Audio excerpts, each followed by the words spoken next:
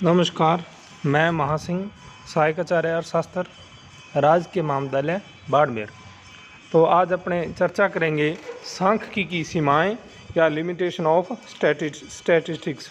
आपको पता है हर कोई सिद्धांत है, उसकी अपनी यहाँ कोई विशेषताएं होती हैं, तो वहाँ उसकी कुछ सीमाएं होती हैं जिसके अंतर्गत वो कार्य करता है। तो एक महत्वपूर्ण विज्ञान होते हुए भी सांख्यिकी की कुछ सीमाएं हैं। संकलित समकों का विश्लेषण व निर्वचन करते समय उन सीमाओं को ध्यान में रखना परम आवश्यक है, अन्यथा निष्कर्ष भ्रामक हो सकते हैं। सांख्यिकी की मुख्य सीमाएं निम्नानुसार हैं। पहली क्या है? सांख्यिकी केवल संख्यात्मक तथ्यों का अध्ययन करती है, गुणात्मक तथ्य का नहीं। केवल उन्हीं समस्याओं का सांख्यिकी के अंतर्गत अध्ययन किया जा सकता है जिनको संख्याओं के रूप में व्यक्त किया जा सके, जैसे आयु, ऊंचाई, उत्पादन, मूल्य, मजदूरी इत्यादि। गुणात्मक स्वरूप में प्रकट किए जाने वाले तथ्य जैसे स्वास्थ्य है, बौद्धिक स्तर, गरीबी आदि का प्रत्यक्ष रूप में सांख्यिकीय विश्लेषण नहीं किया जा सकता। अर्थात सांख्यिकी में उन्हीं तथ्यों का अध्ययन किया जा सकता है जिनको आप संख्या में व्यक्त कर सकते हैं। जिन तथ्यों को आप संख्या के रूप में या परिमाण के रूप में व्यक्त नहीं कर सकते, उनका अध्ययन सांख्यिकी में नहीं किया जा सकता। जैसे किसी की बुद्धि कितनी है, किसी का स्वास्थ्य का स्तर कितना है, ये जो गुणात्मक पहलू हैं, जहाँ अच्छाई, बुराई, हंसी, दुख, गम, इनको आप संख्या में नहीं बता सकते। तो ये जो हैं तथ्य हैं, ये सांख्यिकी की सीमा से परे हैं। दूसरा है, सांख्यिकी समूहों का अध्ययन करती है, व्यक्तिगत इकाइयों को महत्व नहीं देती। सांख्यिकी में संख्यात्मक तथ्यों की सामूहिक विशेषताओं का विवेचन किया जाता है। किसी देश की औसत प्रति व्यक्ति आय उस देश के निवासियों की आय के समकों के जोड़ को उनकी संख्या से भाग देने पर ज्ञात की जाती है, परंतु यह औसत आय केवल सामूहिक विशेषताओं पर ही प्रकाश डालती है। इससे अलग अलग व्यक्तियों जैसे निर्धन, भिखारी और करोड़पति आदि की व्यक्तिगत आय का आभास नहीं मिलता। तो कहने का मतलब ये है कि सांख्यिकी बड़े समूहों का अध्ययन करती है, व्यक्तिगत इकाइयों का अध्ययन नहीं करती। जैसे भारतीय औसत प्रति व्यक्ति आय है, तो इसमें एवरेज जो एक इंडिविजुअल की इनकम है उसका तो अपने पता चल जाएगा, पर आय में असमानता कितनी है, इनइक्वलिटी कितनी है, गरीब की आय कितनी है, अमीर की आय कितनी है, अलग अलग प्रति व्यक्ति आय का अलग अलग अध्ययन ना कर व्यक्तिगत रूप से उनका समूहों का अध्ययन करती है। ये इसकी एक सीमा है। तीसरा है, सांख्यिकी रीति किसी समस्या के अध्ययन की एकमात्र रीति नहीं है। क्रॉक्सटेन एवं काउडेन के अनुसार यह नहीं मान लेना चाहिए कि सांख्यिकी रीति ही अनुसंधान कार्य में प्रयोग की जाने वाली एकमात्र रीति है। न ही इस रीति को प्रत्येक प्रकार की समस्या का सर्वोत्तम हल समझना चाहिए। सांख्यिकी विवेचन द्वारा प्राप्त परिणामों को अंतिम रूप से सत्य तभी मानना चाहिए जब वे अन्य रीतियों जैसे प्रयोग, अंतरावलोकन, निगमन आदि की सहायता से तथा अन्य प्रमाणों द्वारा पुष्ट हो जाएं। कोई भी अनुसंधान करते हैं, अपने कोई रिसर्च का काम करते हैं, तो सांख्यिकी पूरी प्रक्रिया में एक पार्ट है, ना कि पूरी होल है, एक्टिविटी है या सामूहिक प्रक्रिया है। ये एक प्रक्रिया का एक हिस्सा है।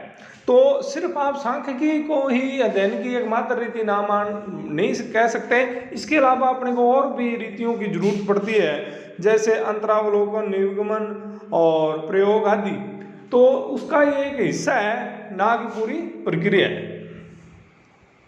फिर सांख्यिकी के निष्कर्ष भ्रामक हो सकते हैं यदि उनका विश्लेषण बिना संदर्भ के किया जाए।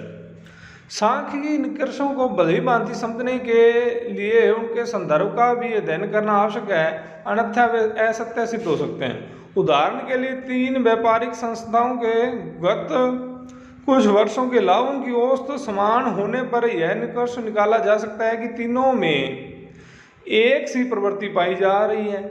जबकि उनको संदर्भ के पूरे समकों अर्थात अलग अलग वर्षों के लाभों के आंकड़ों के आधार पर यह उचित निष्कर्ष निकल सकता है कि एक संस्था उन्नति की ओर अग्रसर है, दूसरी में अवनति हो रही है तथा तीसरी में लाभ सभी वर्षों में लगभग समान रहा है। अर्थात अपने जब तक पूरी उसकी गहराई तक नहीं जाते समस्या के, तो अपने जो उसके आधार पर निष्कर्ष निकालते हैं वो भ्रामक हो सकते हैं। यहाँ पर एक उदाहरण दिया है 3 व्यापारिक संस्थाओं का, उनका गत कुछ वर्षों का अलग अलग अध्ययन किया गया, औसत निकाला गया तो उनका लगभग बराबर आया।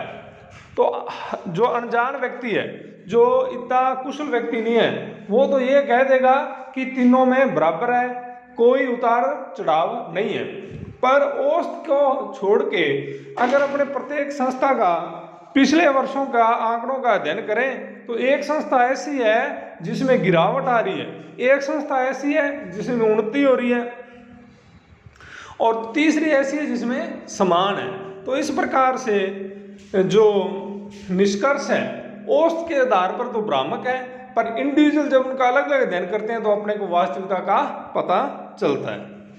फिर है 5वां, समकों में एक रूपता तथा सहजातीय होनी चाहिए। समकों की आपस में तुलना करने के लिए आवश्यक है कि वे एक रूप और सहजातीय हों। भिन्न भिन्न प्रकार के समकों तथा भिन्न तथ्यों से संबंधित समकों की तुलना नहीं की जा सकती।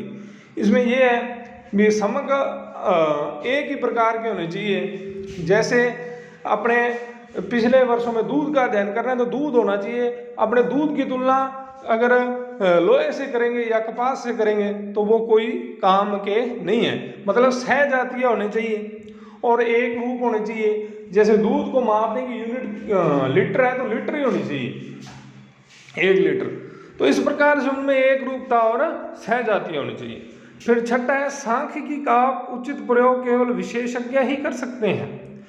तो सांख्यिकी का जो टूल्स हैं, जो उसके अपने रीतियाँ हैं और टूल्स हैं, उनका प्रयोग एक समझदार, अच्छा पढ़ा लिखा या उसको जानने वाला ही कर सकता है। अनजान व्यक्ति इसके द्वारा जो निष्कर्ष निकालेगा उसमें फायदे की बजाय नुकसान हो जाएगा।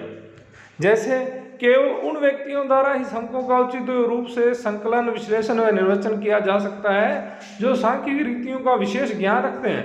अयोग्य और अनभिज्ञ व्यक्ति प्राप्त समकों से या तो कोई निष्कर्ष नहीं निकाल सकता या बिल्कुल गलत और भ्रमपूर्ण परिणाम निकालेंगे।